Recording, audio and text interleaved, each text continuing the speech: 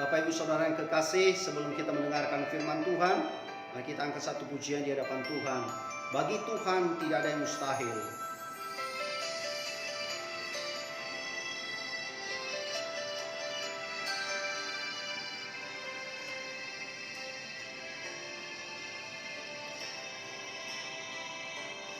Ku yakin saat Kau berfirman, ku menang saat Kau bertindak. Hidupku hanya ditentukan oleh perkataanmu. Ku aman karena Kau menjaga. Ku kuat karena Kau menopang. Hidupku hanya ditentukan oleh kuasa-Mu. Bagi Tuhan tak ada yang mustahil. Bagi Tuhan tak ada yang tak mungkin.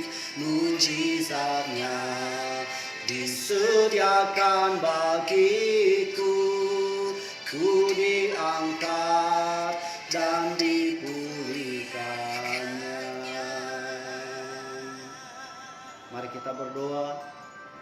Bapa di surga, di dalam nama Yesus, terima kasih buat kebaikan yang Kau berikan bagi kami, keselamatan yang Engkau nyatakan bagi kami, sehingga kami sampai pada hari ini oleh karena pertolongan-Mu. Kami percaya bahwa di dalam Yesus ada keselamatan, di dalam Yesus ada kekuatan, di dalam Yesus ada pengharapan, di dalam Yesus ada jaminan kehidupan yang kekal yang Engkau sediakan bagi kami. Pagi ini Tuhan Yesus, kami mendengarkan kebenaran firman-Mu. Biarlah firman-Mu menjadi penuntun pedoman dalam kehidupan kami, yang mengembalakan kami, yang memberikan kekuatan dalam kami menjalani hidup bersama-Mu sehari-hari. Terima kasih Roh Kudus, tolong setiap kami yang mendengarkan firman-Mu, agar kami mampu melakukan dan menerapkan dalam kehidupan kami masing-masing. Berbicara bagi kami Yesus, kami siap mendengarkan sabda-Mu. Haleluya. Amin. Shalom Bapak Ibu yang saya kasih dalam Tuhan. Puji Tuhan, pada pagi ini kita belajar dari sebuah kebenaran firman Tuhan yang bertemakan pergumulan hidup menjadi awal kemenangan dan keberhasilan. Pergumulan hidup menjadi awal kemenangan dan keberhasilan. Saudaraku, banyak berbagai-bagai pergumulan yang dialami setiap manusia yang diciptakan oleh Allah di dalam dunia ini. Berbagai macam pergumulan tentang kebutuhan sehari-hari, pergumulan tentang bisnis usaha, pergumulan hubungan antara suami dan istri, pergumulan antara orang tua dan anak, hubungan mertua dengan menantu, hubungan antar sesama di tempat pekerjaan. Berbagai hal pergumulan yang dialami oleh manusia yang ada di dalam dunia ini. Namun saudaraku yang saya kasih dalam Tuhan, ketika pergumulan itu kita bawa di dalam tangan Tuhan, itu menjadi kemenangan untuk mencapai keberhasilan di dalam hidup saudara. Dan apabila pergumulan itu tidak kita bawa kepada Tuhan, maka hanya sekedar sebagai pergumulan saja. Nah, pagi hari ini saudara, mari kita belajar dari kehidupan sebuah kisah yang ada di dalam Alkitab, yang tertulis dalam 1 Samuel pasal 1 tentang kehidupan Hana. Hana adalah istri daripada Elkana. Elkana mempunyai 2 istri. Yang istri yang pertama adalah Hana dan istri yang kedua adalah Penina. Penina mempunyai anak sedangkan Hana tidak. Elkana dan kedua istrinya tahun ke tahun selalu mereka pergi ke Silo untuk mempersembahkan persembahan di hadapan Tuhan setiap tahun, saudara. Nah, pada saat itu imam yang ada di Silo adalah kedua daripada anak Imam Eli, yaitu Hofni dan Finehas, saudara. Nah, Elkana selalu mempersembahkan korban persembahan dan dia berikan kepada Penina dan anaknya laki-laki lebih banyak daripada Hana. Walaupun Elkana lebih mencintai Hana dibanding dengan Penina, tetapi Elkana memberikan persembahan lebih banyak kepada Penina. Kenapa? Karena Penina memiliki keturunan sementara Hana tidak demikian. Karena Hana mandul. Ini yang menjadi pergumulan yang dialami oleh Hana dalam kehidupannya sehari-hari. Bapak Ibu yang saya kasihi dalam Tuhan, pergumulan hidup yang dialami Hana dalam hidupnya, karena ia selalu disakiti oleh Penina. Pada zaman itu saudara, seorang perempuan yang sudah menikah dan tidak mempunyai anak, itu merupakan sebuah kutuk atau merupakan suatu masalah dalam kehidupan seorang perempuan pada saat itu. Namun pada saat ini saudara, pergumulan hidup menjadi awal memperoleh kemenangan dalam keberhasilan dalam hidup Hana. Mari kita belajar dari kisah ini. Hal yang pertama adalah Penina membawa Hana dalam satu pergumulan. Yang kedua, pergumulan membawa Hana untuk dekat kepada Allah. Dan yang ketiga, Allah membawa Hana kepada kemenangan dan keberhasilan. Saudaraku, mari kita belajar satu persatu di bagian ini. Penina membawa Hana dalam pergumulan. Dikatakan di dalam 1 Samuel pasal 1 ayat yang ke-6 sampai dengan ayat ke-7. Dikatakan demikian. Tetapi madunya selalu menyakiti hatinya supaya ia gusar, karena Tuhan telah menutup kandungannya. Demikian terjadi dari tahun ke tahun. Setiap kali Hana pergi ke rumah Tuhan, Penina menyakiti hati Hana sehingga ia menangis dan tidak mau makan. Saudaraku, Penina adalah gambaran segala hal yang dapat menjadi penyebab pergumulan kita saat ini. Seringkali masalah yang membuat kita masuk di dalam pergumulan. Keinginan-keinginan besar yang membuat kita masuk di dalam pergumulan dalam persoalan kehidupan. Situasi dan kondisi. Kadangkala kita dibawa di dalam satu pergumulan dalam persoalan. Pandemi yang membuat pemerintah dan masyarakat Indonesia, seluruh dunia ada di dalam tekanan ekonomi. Pandemi yang menjadi pergumulan kita pada saat ini, kapan berakhir, kapan berlalu pandemi ini. Itu artinya kita sedang dibawa dalam satu persoalan, kita sedang dibawa dalam satu pergumulan hidup untuk melewati setiap persoalan tersebut.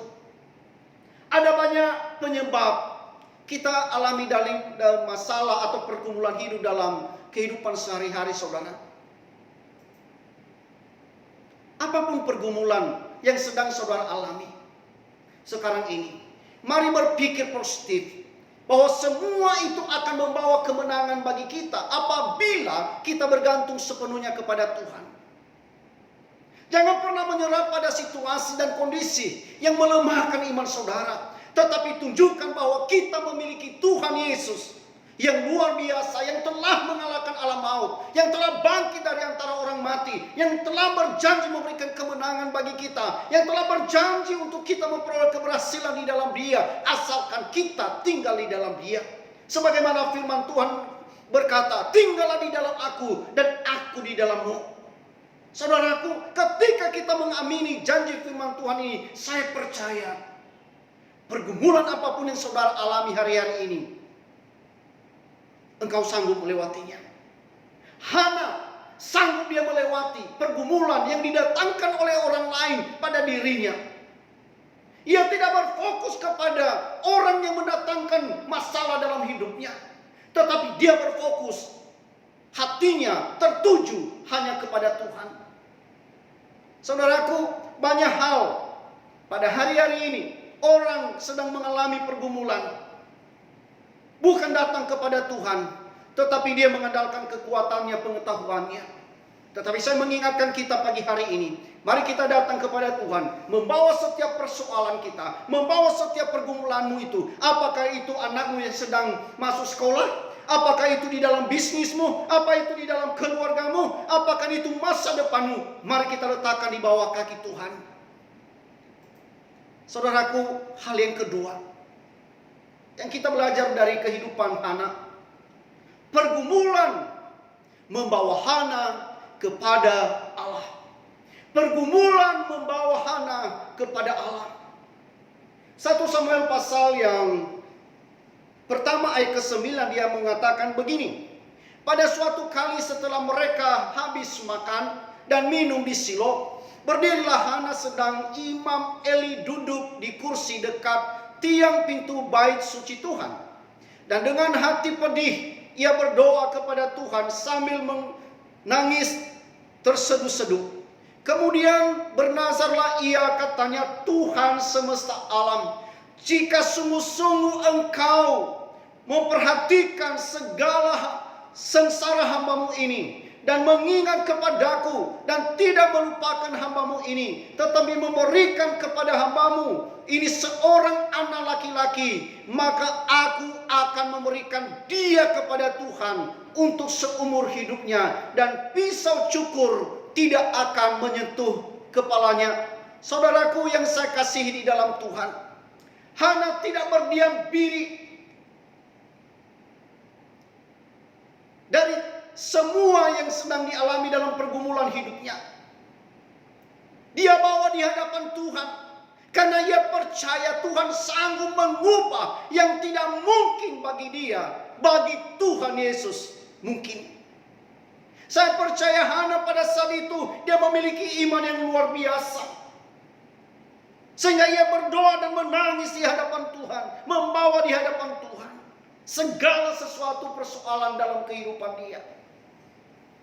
Saudaraku, apa yang sedang kau gumuli saat ini? Jangan berdiam diri, jangan merenungkan nasib, jangan mengasihi diri sendiri, mengasihani diri sendiri, tetapi bawalah itu di hadapan Tuhan dengan penuh iman seperti Hana.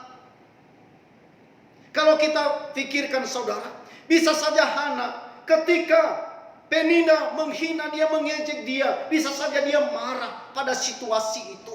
Tetapi Hana, dia datang di hadapan Tuhan, berlutut di hadapan Tuhan dengan iman. Perhatikanlah hamba-Mu ini, berikanlah anak kepada hamba-Mu ini. Mungkin tidak sama pergumulan yang sedang kita alami hari-hari ini seperti Hana. Tetapi saya percaya, apapun itu persoalannya, apapun itu pergumulan saudara, mari kita belajar dari kehidupan Hana. Ia bawa di hadapan Tuhan. Karena Tuhan Yesus adalah tempat pelarian yang terbaik pada saat kita mengalami masalah. Karena Tuhan Yesus adalah jawaban terbaik atas segala pergumulan kita. Apapun yang saudara minta dengan iman, maka engkau akan menerimanya.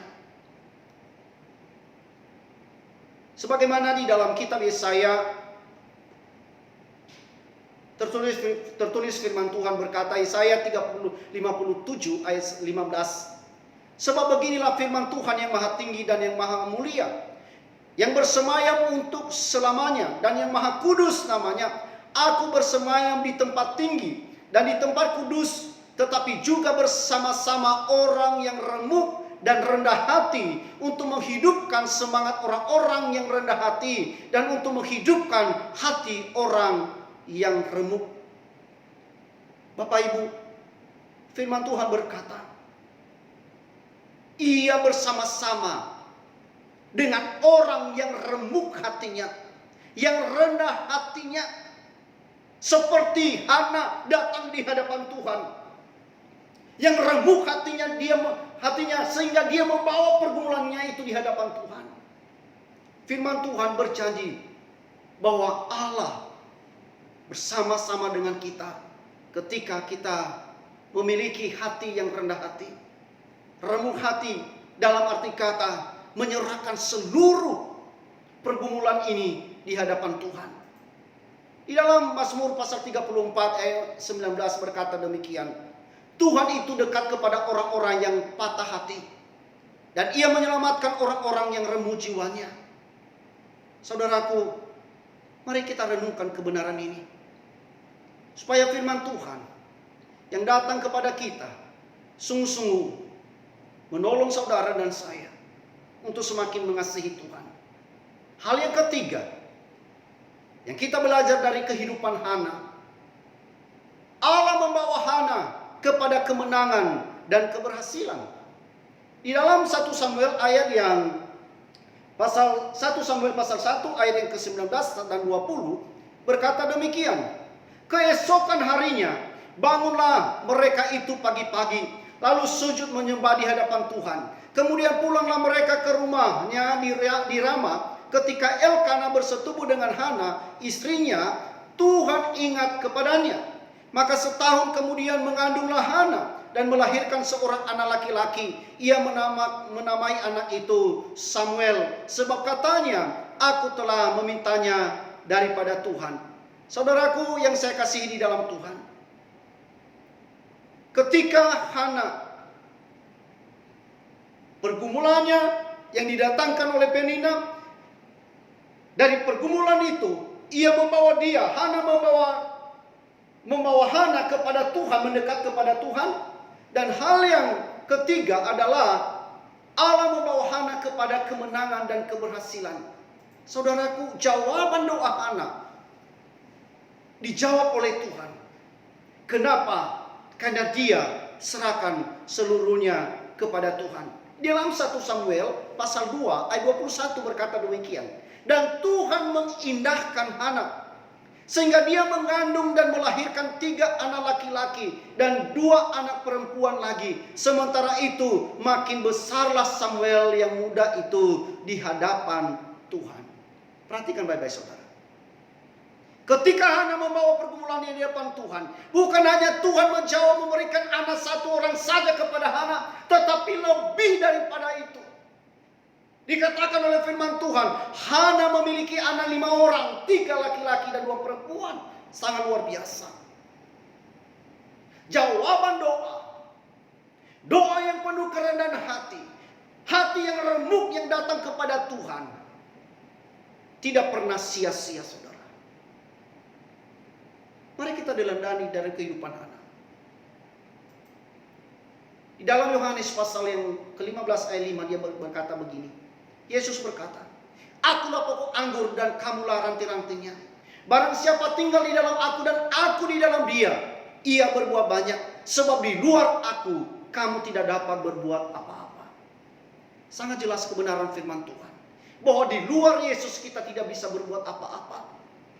Ketika kita tinggal di dalam Yesus, kita adalah rantingnya, maka kita akan berhasil. Sekali lagi, pergumulan apa? Persoalan apa yang sedang kita alami?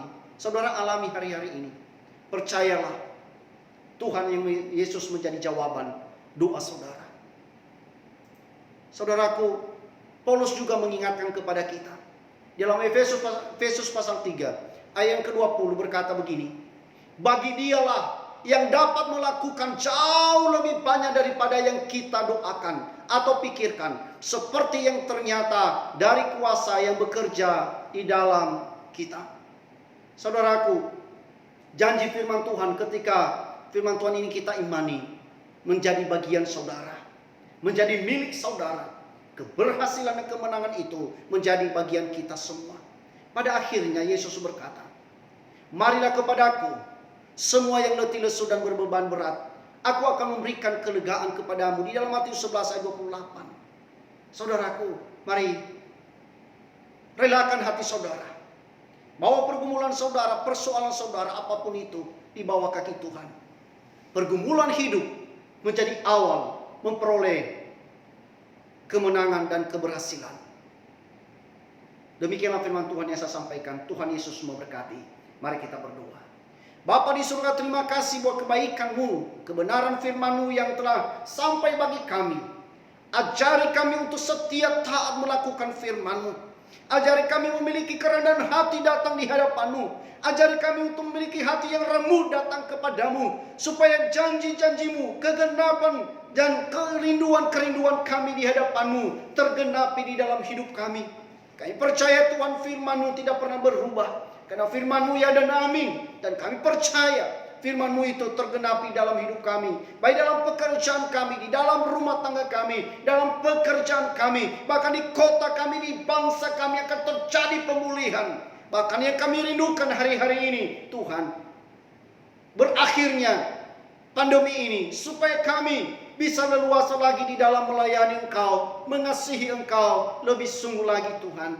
Terima kasih Yesus, berkati seluruh umat-Mu yang telah mendengarkan sabda-Mu. Di dalam nama Yesus Kristus kami berdoa. Haleluya. Amin. Salam, Tuhan Yesus memberkati.